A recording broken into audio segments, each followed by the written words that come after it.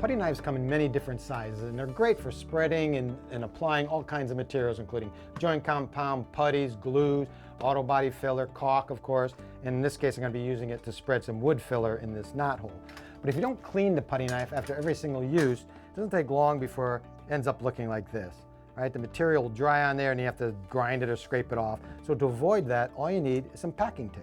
This happens to be 2-inch wide packing tape. Pull off a piece, long enough to go around the blade. You don't have to cover the entire blade, but at least more than half of it. Press it down. Of course, you have to do the other side. What I like to do is fold a little tab on one end. That just makes it easier to remove the tape when you're done. Now, you can go and apply the wood filler. You can see, you got some putty on the knife, but to clean it, all you need to do is peel off the tape, and there you go. Perfectly clean, good as new.